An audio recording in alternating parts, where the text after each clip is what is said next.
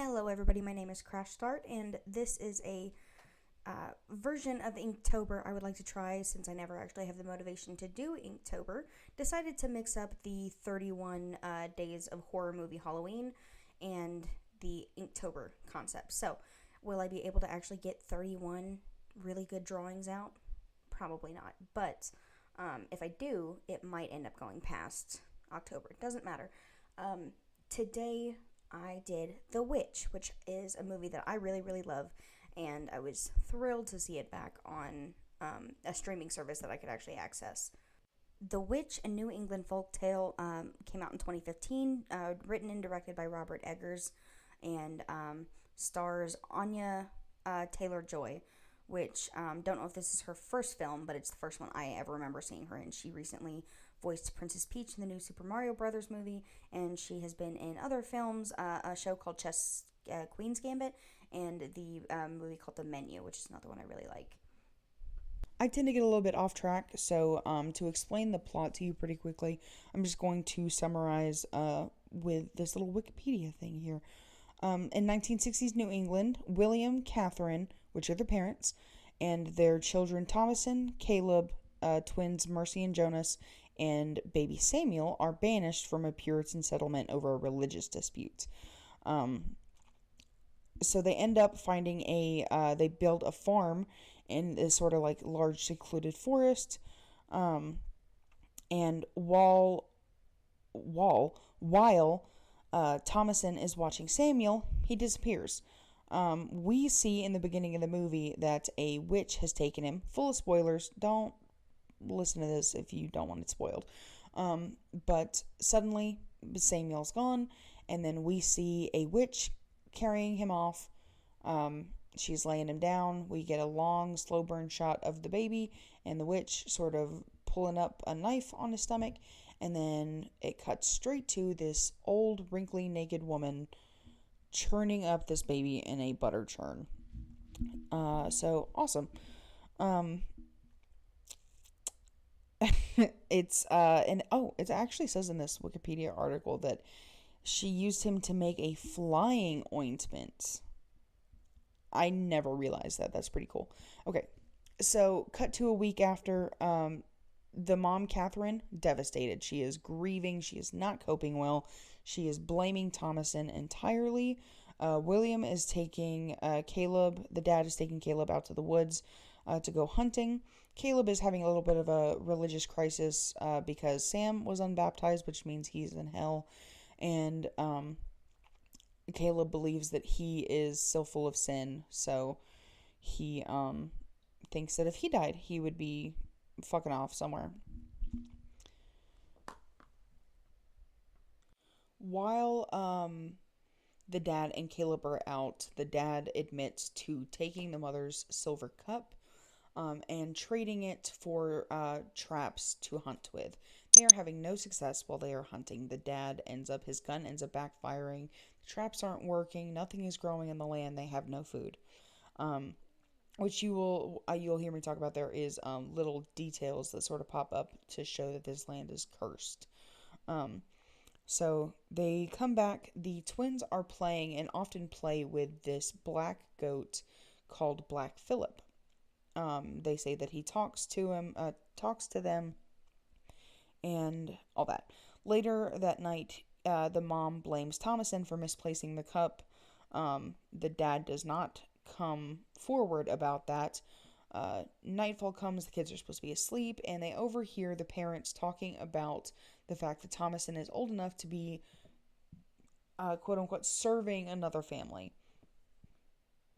So in the early morning, Thomason and Caleb end up sneaking out to go check the traps and see if they can keep Thomason in the family. The dog Fowler ends up running off. Caleb chases after the dog and leaves Thomason on the horse. The horse ends up throwing Thomason off. She passes out. And Caleb ends up lost in the woods, where he finds a little witch's hut where a very beautiful witch, who is no longer creepy and naked, is sort of seducing him to come forward, and then she kisses him, and then a creepy little hand comes out, and then it cuts away. Thomason makes it back home. She's not willing to tell the parents because she promised Caleb, not willing to tell them what they were doing out in the woods. William ends up telling the mom, so the dad ends up telling the mom that he took the cup. A little bit of a moment between Thomason and the mom where it's kind of rekindled, but not really. Thomason goes outside, finds Caleb completely naked and weak and falling over. She takes him inside, and he is delirious and ill. The mom thinks it's witchcraft. The dad does not. And then the next day, Caleb starts vomiting a rotten apple. He just throws up an entire apple, and then they were like, yeah, that's witchcraft, all right. The twins accuse Thomason of being the witch, and Thomason accuses the twins of being witches because they talked to the little goat. And they're accusing Thomason because she was teasing with them earlier and trying to scare Mercy, so she told her that she was the witch of the woods. So they end up getting locked in so there's a big family panic, right? Because the dad's freaking out, he doesn't know who to believe. Ends up locking all the kids in the little goat barn. The kids kind of have a little heart-to-heart. They're like, are you a witch? No. Are you? No. Does Black Phillip actually talk to you? Silence. Wonder what that answer was. So they wake up. They fall asleep in the barn. They wake up, and the witch is drinking the blood of the goat. Not Philip, obviously, but another goat. The mom ends up thinking that her two sons are alive. Caleb died. Caleb died shortly after. Sorry about that, Caleb. So she thinks both of them are alive. She's seeing like visions and shit, and then she's like, yes, I'll read this book to you. Just let me feed Samuel. He's hungry. And then we see a crow pecking her nipple off.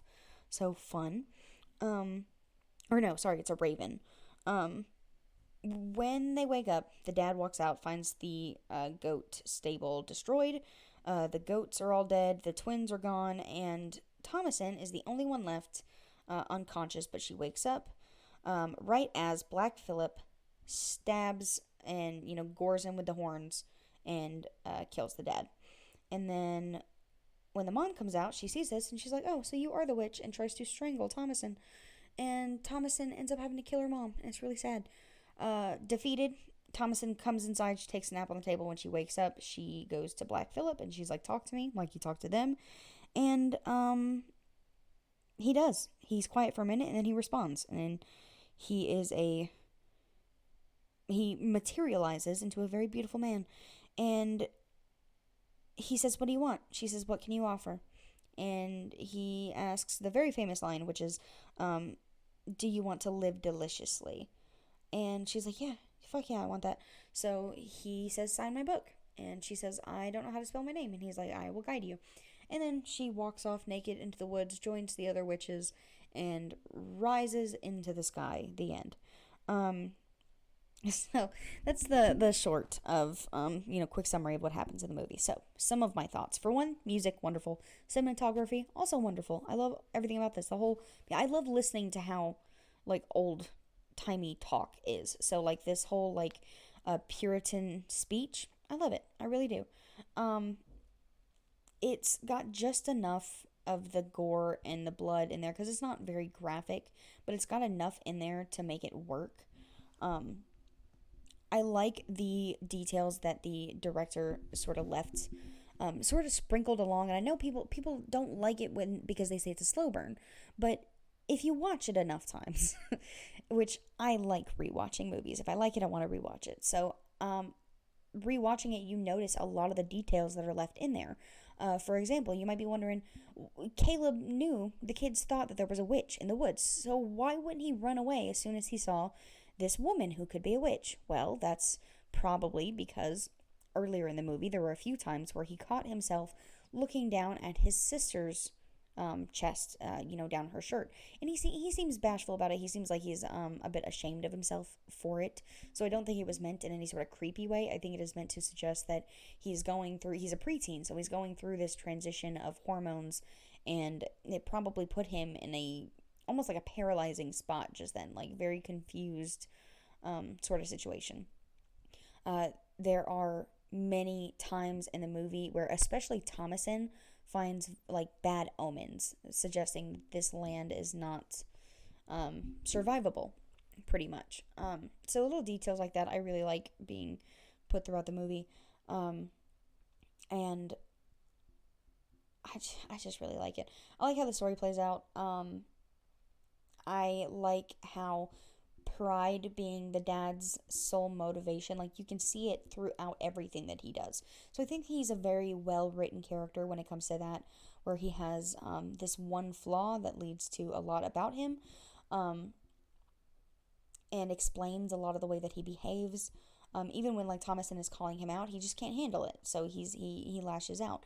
The mom is just grieving. She is not coping well at all, but she is also taking it out entirely on Thomason. She's blaming her for these issues. Now Thomason, I find it almost frustrating, like not at the director, but just in the for the characters, it's frustrating that Thomason is expected, on one hand, to play a motherly role. She even has a moment with Caleb where she's holding him and shushing him, almost like she is a maternal figure. And so she does have these motherly expectations where it was watching Samuel. She was supposed to, she needs to watch the twins, but then she is also berated at the same time for adult expectations. So at the end of the movie, her mother calls her a whore, because she said that she saw her stealing glances at Caleb, which I didn't see, so I don't know what the fuck she's talking about. But she's earlier in the movie, there is a scene where the mother is chastising Thomason for not being able to get the twins under control. But then when she tries to chastise the twins again, when Thomason tries to correct the twins because they're not listening to their father, both of the adults scold Thomason, which I thought was really, it would be very confusing for a child like that. So, and it also has to do with the children, especially. You can see, because the parents are very set in their ways. The dad is very set in his faith, but you can tell that the teenager Thomason and Caleb, they are not like wavering, not questioning in that type of way, but they are beginning to question themselves because of their faith and because of how their faith is presented to them. So you can see that in sort of their conflict. Okay, but the biggest part of this movie that I really love and love how it's done is it definitely seems like Thomason was chosen by the devil, by Black Phillip. Every little thing that would be pushing the parents and the siblings to think that she is the witch, it almost seems just like by design. Like she happens to be in the wrong place at the wrong time. She happens to not have almost like an excuse or an alibi. She doesn't have an alibi for a lot of these situations that she ends up in. She can't say anything about the weird things that she's finding because that could also push to the idea that she is a witch. So at the end of the movie, she does end up becoming a witch. And we see all of these other witches, so you wonder how many people tried to start a farm there, tried to build a life. How many times has this cycle repeated itself where Black Phillip has claimed a girl to take as one of his new witches, and sort of set up this plan to make her look, make her look like a witch, make her look like the villain in this situation, and have these deaths be blamed on her to where she is put as an outcast in this family. There's no trust, there's no love. She's heartbroken. She has nothing else. By the end of the movie, she is completely alone. The only thing she has to turn to is Black Phillip, the devil, and to sign that book and to have something. Otherwise, she would just die there. So I really love that aspect of the movie where it's left in there, even when, because you think when the dad walks out and he sees that the goat barn is destroyed, Thomason's the only one, everyone else, the twins are gone, you're like, oh, she's gonna get blamed. She doesn't even get a chance to be blamed, but it's just such a like in your face after all of these subtle little things where she could be pinpoint, like she could be scapegoated as the witch. That is just such like a blatant thing where they would obviously believe that she is and not listen to her if she were to try and say that she's not. So, and they don't even get to it because the parents die. So I think that's really well done, and I like that part of the story. I like that it was almost like I don't want to say self-fulfilling prophecy, but they created the very thing that they were fearing. The parents, the way that they treated their children, or Thomason specifically, pushed her to the situation. And I get it; they were going through something terrible. They were starving. They had nothing to survive off of. Their crops were dead, and then two of their sons died. So obviously, yeah, it sucks, but yeah. So I am getting short on time. That's pretty much all of my thoughts. I would love to have a more cohesive story next time. But I'm going to speed up the audio just a little bit. So if there's some extra time, sorry about that. Hope you enjoyed the speed paint. I'm not entirely pleased with how Thomason looks in the drawing. My process was super wonky, and I had to pause a bunch because I got kids. I gotta get up and do stuff, and my son is a menace, so I can't really. It took me all day to do this drawing, and it elapsed like 4 hours total. But I kept having to pause, so it took me literally all day. So yeah, I had a great time talking about this. I would love to talk more in depth about movies, but I'm not going to do that because I will talk too long. If you have any horror movie recommendations, go ahead and drop them. I've got some lists just in case. I will try and get one of these out every day, but because of how long it took and the fact that I do have like 50 other projects, especially one on a time deadline, it might not be possible. So, thank you all so much for watching, and have a good October. Thanks. Bye.